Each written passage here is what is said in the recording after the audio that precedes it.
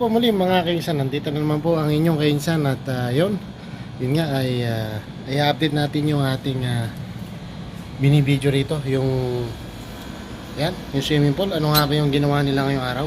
So marami nga pong silang ginawa mga kainsan. So yan, at pupuntahan natin, titingnan natin kung ano yung ginawa nila. Let's go! So ayan nga po mga kainsan, nag-deliver nga po ulit ng bakal. Saka yan, yung mga bakal na kasi bukas nga po ay lalatagan na po ng dito sa yan. Tapos ito, naayos na nga po nila rito kainsan. Yan, diniligan na nila ng tubig. Tapos yung pala ito, bubuhusan po ito.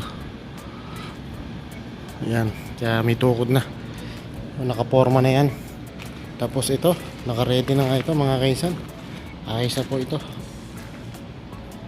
Maganda na nga po yung kakalabasan nito mga kainsan. Yan. Natambakan na nga ito, naayos na, nadiligan na. At ayun. Yan nga po. Okay na. Yung drainage, okay na kasi napatag na nga po rito lahat. Lalatagan na nga po nila lahat ng yung bakal bukas. So yan ang aabangan natin mga kainsan, kung magbubuhos ba sila o bakal po muna.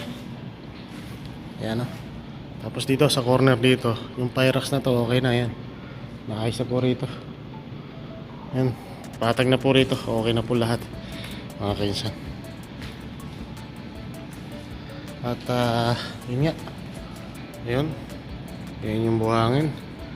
Pero magde-deliver pa siguro bukas yung buhangin yan para dun sa simento. Tapos simento rin. So ayun nga po mga kainsan. At dito nga pala, bali ito daw po ito, hallway po ito. Yan, pinaka hallway. Tapos baka ito yung pinaka dining room ulit, pero mas mahaba na siya, mas malaki. Tapos malalaman natin kung ano yung magiging resulta. So ayan, at okay na mga kainsan. At na-update na nga natin kung ano po yung ginawa nila ngayong araw. So araw pa ng Miyerkules ngayon. Tapos ayan ayun yung bubuhusan bukas. So hindi pa natin alam kung ano pang resulta dyan, kung ano pang mangyayari So yan, okay na po mga kainsan. At na-update na po natin yung ginawa rito sa swimming pool.